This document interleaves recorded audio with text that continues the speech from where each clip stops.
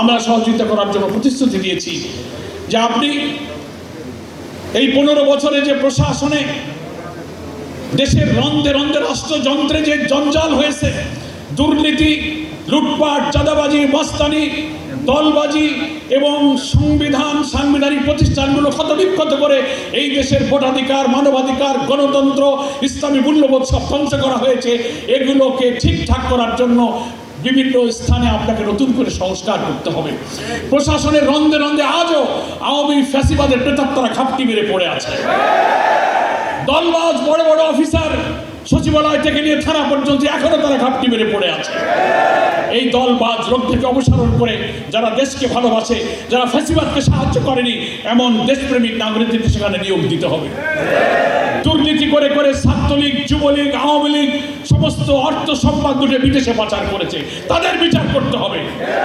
বাংলাদেশের সাংবিধানিক প্রতিষ্ঠানগুলো, নির্বাচন কমিশন, আইন কমিশন, প্রেস কাউন্সিল, যত কনস্টিটিউশনাল ইনস্টিটিউশনগুলো বাংলাদেশে আছে, দলীয় লোকগুলোকে দিয়ে সেখানে সমস্ত মানুষের অধিকার বঞ্চিত করে এটাকে একটা ফ্যাসিবাদী রাষ্ট্রে পরিণত করা হয়েছিল।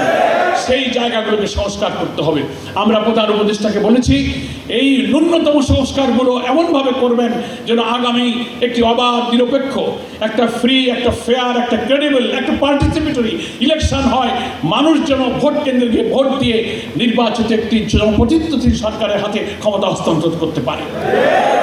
এমন ভোট আমরা চাই না, আমরা হতে দেব না যে লোকেরা, ভোটাররা সকালে ভোট দিতে বের হবে আর পথে ছাত্রলীগ, যুবলীগ আর পুলিশ বাধা দিয়ে বলবে ভোট হয়ে গেছে তোমরা বাড়ি চলে যাও।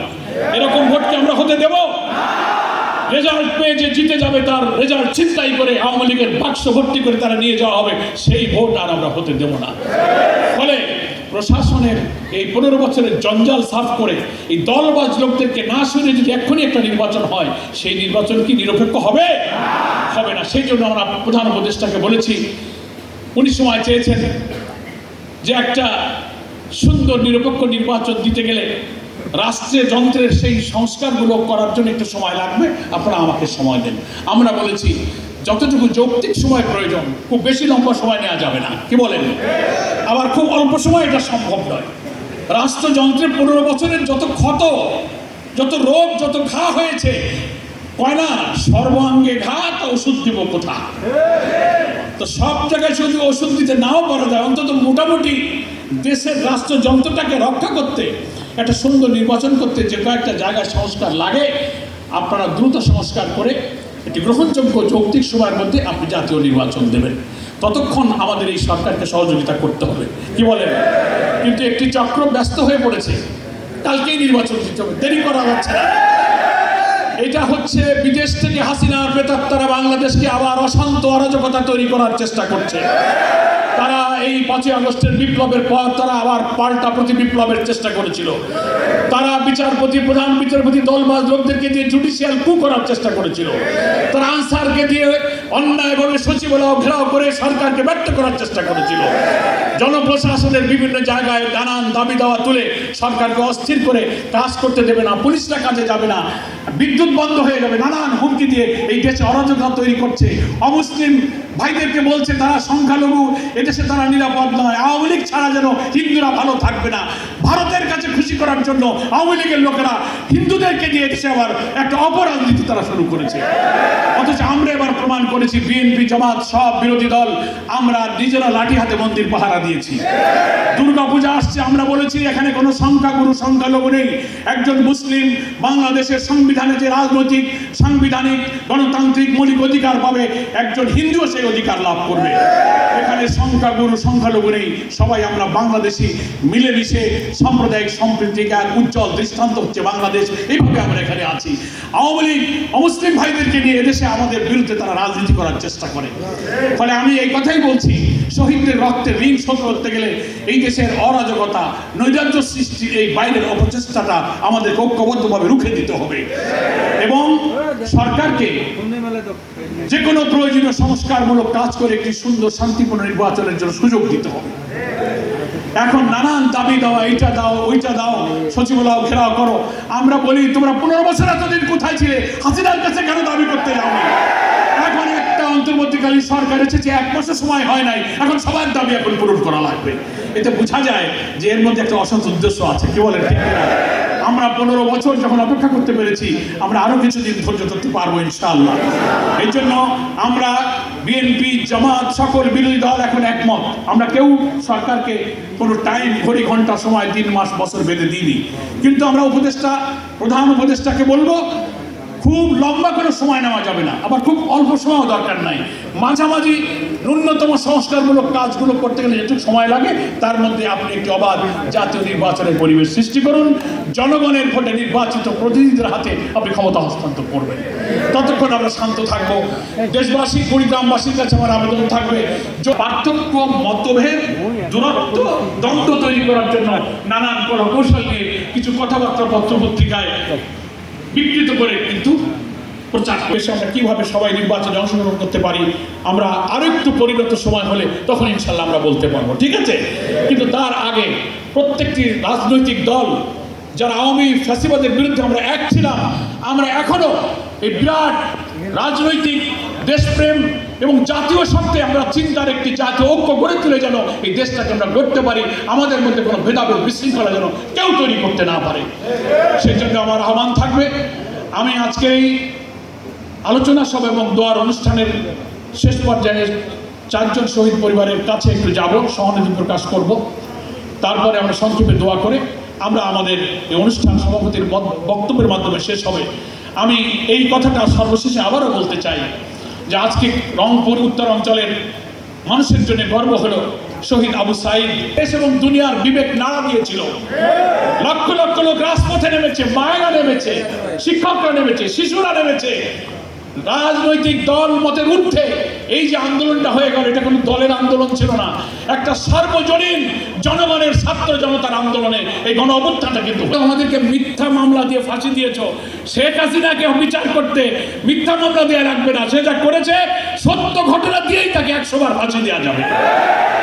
ফলে বর্তমান সরকার মানবতা বিরোধী অপরাধের ট্রাইব্যুনাল গঠন করেছে, সেই ট্রাইব্যুনালে ইনশাল্লাহ বিচার হবে। যেখানে যেখানে যারা অপরাধ করছে, আপনারা সবাই সাক্ষ্য প্রমাণ থাকলে সত্য ঘটনা দিয়ে আপনারা মামলা করে তাদেরকে বিচারের আওতায় আনুন। আমি আপনাদের সকলকে ধন্যবাদ জানিয়ে আজকে যারা কথা শুনলেন তাদের প্রতি কৃতজ্ঞতা। সুধীবৃন্দের কাছে আমি বলতে চাই, আমরা বক্তব্য দীর্ঘ করব না। কুড়িগ্রামবাসী এবং দেশবাসীর কাছে এই শহীদদের দোয়া এবং স্মৃতি সহানুভূতির জন্য আমরা এসে আপনাদের কাছে একটা আবেদন জানাতে চাই যে এই 4 জন শহীদ কুড়িগ্রাম জেলার যেখানে এদের বাড়িতে বাড়িতে আমাদের কর্মীরা গিয়েছে এবং তাদেরকে আমরা বলেছি এবং আজকেও বলছি যে আপনারা হতাশ হবেন না, এই বাংলাদেশের মানুষ আপনাদের পাশে থাকবে ইনশাআল্লাহ, জামাত ইসলামী আপনাদের পাশে থাকবে ইনশাআল্লাহ। এবং জেলার সব কর্মী সমর্থক দায়িত্বশীলদেরকে বলবো একটু সহানুভূতি জানানো, সহযোগিতা করা এবং দোয়া বিনিময়ের জন্য মূলত আমরা আজকে এখানে উপস্থিত হয়েছি। সেই উপলক্ষে আজকে কুড়িগ্রামের সুধীবৃন্দ, মুআজ্জাজ উলামায়ে কেরাম, বিএনপি সহ বিরোধী দলের অনেক রাজনৈতিক, কিন্তু তার জন্য প্রায় 1000-এর বেশি ছাত্র জনতা জীবন দিয়েছে। তার আগে আমরা যে প্রায় 15 বছর সকল রাজনৈতিক দল আন্দোলন করেছি, সেখানে তো হাজার হাজার লোক জীবন দিয়েছে, আহত হয়েছে, নিহত হয়েছে। আজকে আমাদের এই স্বস্তি এবং মুক্তির এই সমাবেশ তাদের শহীদের রক্তের উপরে দাঁড়িয়ে, তাদের আত্মদানের উপরে দাঁড়িয়ে আজকে আমরা একটা মুক্ত স্বাধীন বাংলাদেশে এই সমাবেশ যে করতে পেরেছি, সেজন্য মহান আল্লাহর কাছে আমরা শুকরিয়া আদায় করছি, আলহামদুলিল্লাহ। আজকে এটা কোনো প্রতিবাদ সমাবেশ নয়, বিক্ষোভ নয়। আজকে গোলাম রব্বানী, আবু রায়হান, রাশেদুল, নূর আলমদের শোকাহত পরিবারের সদস্য, তাদের মা, তাদের স্ত্রী, তাদের সন্তান, তাদের পাশে একটু সহানুভূতি জানাবার জন্য আমরা এসেছি। আপনারা শুনলেন শহীদের পিতাদের যে আহাজারি, তাদের যে প্রশ্ন, তাদের যে আকুতি, কিভাবে তার সন্তানকে হত্যা করা হলো, গুলি করা হলো, হেলিকপ্টার থেকে গুলি করে হত্যা করা হয়েছে, নিষ্ঠুরভাবে গুলি করা হয়েছে, কারোর মাথার মগজ বেরিয়েছে, কারোর বুকের মধ্যে গুলিবিদ্ধ হয়েছে, কারোর লাশ পুড়িয়ে দেওয়া হয়েছে। সেই সব শোকাহত শহীদদের পিতা, আপনজন, স্বজনদের কথা আপনারা শুনলেন। আমরা সকালে গাইবান্ধায় গতকালকে রংপুরে এবং আমাদের প্রিয় আমিরে জামাত ডক্টর শফিকুর রহমান নির্দেশ দিয়েছেন যে 1000 ছাত্র জনতা যারা শহীদ হয়েছে, জামাত ইসলামীর আমির সহ সকল কেন্দ্রীয় নেতৃবৃন্দ সারা দেশের সকল জায়গায় আমরা ছড়িয়ে পড়িয়ে এই 1000 শহীদদের পরিবারের সঙ্গে দেখা করছি, সহানুভূতি জানাচ্ছি এবং সহানুভূতি এবং দোয়া বিনিময় করতে বেরিয়েছি। তারই অংশ হিসেবে আজকে কুড়িগ্রামে আমাদের আজকের এই প্রোগ্রাম। তো আমি তাই বলছিলাম যে যারা শহীদের পরিবারের সদস্যরা যে বক্তব্য দিলেন, তাদের হৃদয়ের যে আকুতি, তাদের যে কান্না, তাদের যে আহাজারি, কেউ ছোট মাসুম বাচ্চা কোলে রেখে গেছে, কারো স্ত্রী অন্তঃসত্ত্বা, এখানেই শুনলেন বিবাহের পত্র 22 দিন পরে সে মিছিলে গিয়েছে, নিহত হয়েছে। এরকম করুণ অভিব্যক্তি কে এই শহীদের পিতা মাতা স্ত্রী চোখের পানি মুছে দেবে? তাদের এই কঠিন করুণ বর্ণনা এবং নিষ্ঠুর হত্যাকাণ্ড এবং তাদের এই আত্মচিৎকারের পরিবেশটা আজকে আমরা ভারাক্রান্ত হয়ে পড়েছি, সকলেই আমরা শোকাহত, শোকাভিভূত। আমি শহীদ পরিবারের সম্মানিত সদস্যদের বলবো, আপনারা হতাশ হবেন না, নিরাশ হবেন না। আমরা আপনাদের পাশে আছি, আমরা সহানুভূতি জানাতে এসেছি, কিন্তু আমাদের কোনো কথা আমাদের এই সহানুভূতি আপনাদের হৃদয়কে প্রশান্ত করতে পারবে না। একটা সিদ্ধান্ত যদি আপনি গ্রহণ করেন, নিজের মনকে একটা বুঝ যদি আপনি দেন, একজন মুসলিম হিসেবে এই ঈমান এবং এই বিশ্বাস যদি আপনি আপনার হৃদয়কে প্রশান্ত করার জন্য আপনি নিজে চিন্তা করতে পারেন যে মহান আল্লাহ রাব্বুল আলামিন যে শহীদ হয়ে গেল, জন্ম এবং মৃত্যুর মালিক তো তিনি দুনিয়া থেকে কখন চলে যাবেন, মৃত্যুর সময়টা আল্লাহ নির্ধারিত ছিল। আল্লাহ তাআলা কোরআন শরীফে বলছেন, ওমা কানা লিনাফসিন আন তামুতা ইল্লা বিইজনিল্লাহি কিতাবাম মুআজ্জালা। কোনো প্রাণীর মৃত্যু হবে না সেই নির্দিষ্ট সময়টা না আসা পর্যন্ত, যে সময়টা আল্লাহ তাআলা লিখিত করে রেখে দিয়েছে। পরে আজকে এই গোলাম রব্বানী, রায়হান, রাশিদুল, নূর আরবরা যে চলে গেল, আপনারা শহীদ পরিবার এবং আমাদের সকলের ঈমান রাখতে হবে যে যেদিন তার মৃত্যু হয়েছে ওটি আল্লাহ নির্ধারিত মৃত্যুর তারিখ তার জন্য নির্দিষ্ট করা ছিল। এই বুঝ ছাড়া আমার প্রশান্তি পাবার আর কিছু নেই, নাকি বলেন? যে চলে গেছে তাকে আমরা আপনাকে এনে দিতে পারবো না, যার মনের যে কষ্ট, আমরা সবাই তাদের কথা শুনে চোখে আমাদের পানি আসে, আমরা অশ্রুসিক্ত হই, কিন্তু যার চলে গেছে সেই বোঝে তার অন্তরের কি জ্বালা। আমাদের সামনে একটু কাঁদছে, কিন্তু সে বাসায় বাড়িতে দীর্ঘ 20, 30, 40, 50 বছরে স্বামীর স্মৃতি, সন্তানের স্মৃতি, পিতার স্মৃতি যখন তার মনে পড়ে, তখন সে ডুকরে ডুকরে একা একা ঘরের মধ্যে কান্নাকাটি করে। খেতে গেলে, বসতে গেলে, গোসল করতে গেলে, ঘুমাতে গেলে তার এই আপনজনের কথা কিন্তু তার মনে পড়ে। তাদের এই কষ্টের সাথী আমরা হতে পারবো না, কিন্তু তাদের জন্য আমরা দোয়া করতে পারবো। এই জন্য শহীদ পরিবারের সদস্যদেরকে বলবো, আপনি সান্ত্বনা নেবেন আল্লাহ তাআলার দিকে তাকিয়ে রেখে, যে আল্লাহ তাআলা এটি তার নির্দিষ্ট মৃত্যুর সময় ছিল, তাই সে চলে গেছে।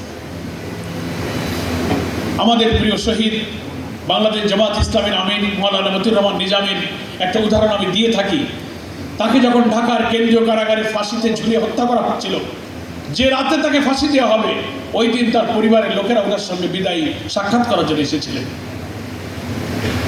মাওলানা নিজামীকে তার পরিবারের লোকেরা সান্ত্বনা দিচ্ছিল, কিন্তু তার চেয়ে উল্টা মাওলানা নিজামী তার পরিবারকে সান্ত্বনা দিতে গিয়ে বললেন, দেখো আমার রব আমার জন্য মৃত্যুর যে দিন এবং সময় ঠিক করে রেখেছে, সেই সময় হয়ে গেলে কেউ আমাকে রক্ষা করতে পারবে না। আমি বাইরে থাকলে আমার মৃত্যু হবে, জেলে থাকলে আমার মৃত্যু হবে। এটাই তার মনকে প্রশান্ত করেছিল। এটা মুসলিম হিসেবে আমাদের এই ঈমান, এই তকদিরের উপরে বিশ্বাস রাখা আমাদের ঈমানের অংশ, কি বলেন, ঠিক কিনা? ফলে আমি এই 4 জন শহীদের পিতা মাতা, আত্মীয় স্বজন, স্ত্রী, ভাই যারা এসেছেন তাদেরকে বলবো, আল্লাহর দিকে চেয়ে আপনার হৃদয়কে আপনি সান্ত্বনা দেন যে তার মরণ এই দিনেই ছিল। যিনি দিয়েছিলেন তিনি নিয়ে গেছেন। আল্লাহ কোরআনে বলেছেন, আল্লাযী খালাকাল মাউতা ওয়াল হায়াতা লিয়াবলুয়াকুম আইয়ুকুম আহসানু আমালা। জন্ম আর মৃত্যু আল্লাহই সৃষ্টি করেছেন। কি জন্য সৃষ্টি করেছেন? তিনি পাঠিয়েছেন, আবার মৃত্যুর সময়ও তিনি ঠিক করে রেখেছেন। উদ্দেশ্য লিয়াবলুয়াকুম আইয়ুকুম আহসানু আমালা। এই পৃথিবীর সংক্ষিপ্ত সময় 20, 30, 40, 50, 60 বছর যতক্ষণ তার হায়াত, আল্লাহ শুধু দেখতে চান যে এই হায়াতের মধ্যে সবচেয়ে উত্তম আমল উত্তম আখলাক, উত্তম চরিত্র নিয়ে এই পরীক্ষায় কে উত্তীর্ণ হয়ে আল্লাহর কাছে যেতে পারে, আল্লাহ এটা দেখার জন্যই দুনিয়াতে অল্প সময় আপনার কাছে তাকে দিয়েছিলেন। সময় শেষ হয়েছে, তিনি নিয়ে গেছেন। আপনি এই ভেবে সান্ত্বনা নেন যে দুনিয়াতে এমন ভাবে তার বিদায়টা হয়েছে যে সে মর্যাদার সাথে আল্লাহ তাআলার কাছে চলে গিয়েছে। নাকি বলেন? এই লক্ষ লক্ষ কোটি কোটি লোক তো মারা যায়, কিন্তু আপনার পরিবারের এই শহীদ যিনি চলে গেলেন তিনি তো মর্যাদার সাথেই চলে গেছেন। রাস্তায় পড়ে মরা, গাড়ির তলে পড়ে মরা, দুর্ঘটনায় রোগে সুখে পড়াচ্ছে, এমন মরণ তার তকদিরে আল্লাহ রেখেছেন যে দুনিয়াতেও তিনি মৃত্যুর জীবনের মধ্য দিয়ে মর্যাদা পেলেন, আখিরাতেও আল্লাহ তাআলা তাকে জান্নাত দান করবেন। দুই জায়গাতেই সে মর্যাদা পেল। আজকে আপনি হয়তো আপনার আপন জনকে কাছে পাচ্ছেন না, কিন্তু আল্লাহ বলেছেন ওয়ালা তাকুলু লিমা ইউকতালু ফি সাবিলিল্লাহি আমওয়াত বাল আহইয়াউ ওয়ালাকিন লা তাশউরুন। তোমরা তাদেরকে মৃত বলো না যারা আল্লাহর রাস্তায় জীবন দেয়। তার চরিত্র, তার কর্ম, তার জীবন, তার ত্যাগ, তার আত্মদান বাংলাদেশের এবং দুনিয়ার কোটি কোটি মানুষ তাকে স্মরণ করতেছে। আলহামদুলিল্লাহ। কত মানুষ তো মরে যায়, কজনকে কে স্মরণ করে, কিন্তু আপনার সন্তান, আপনার স্বামীকে আজকে মর্যাদার সাথে, গর্বের সাথে এই জাতি কিন্তু স্মরণ করছে। তারা বেঁচে থাকবে আমাদের আলোচনায়, দোয়ায়, স্মরণে, সেমিনারে, সিম্পোজিয়ামে, বক্তব্যে, বিবৃতিতে। অনেক ইতিহাস লেখা হবে। স্বৈরাচারী এই অত্যাচারী শাসকের পতনের ইতিহাস লেখা হবে। যুগ যুগ ধরে কত সাহিত্য, কত কবিতা, কত গান, কত স্মৃতি, কত বই লেখা হবে, এবং তাদের এই আত্মদানের ত্যাগের ইতিহাস স্বর্ণোজ্জ্বল ইতিহাসে সোনার অক্ষরে তা বাংলাদেশে লিখিত থাকবে। ফলে আজকে দুনিয়াতে যে মর্যাদা পেল, সম্মান পেল, আপনি শহীদের গর্বিত পিতা হলেন। আর আল্লাহ রাসূল সাল্লাল্লাহু আলাইহি ওয়াসাল্লাম বলেছেন, সত্যের জন্য যারা জীবন দেয়, অধিকারের জন্য যারা জীবন দেয়, ঈমানের সাথে জীবন দিলে আল্লাহ তাআলা তাকে শাহাদাতের মর্যাদা দান করেন।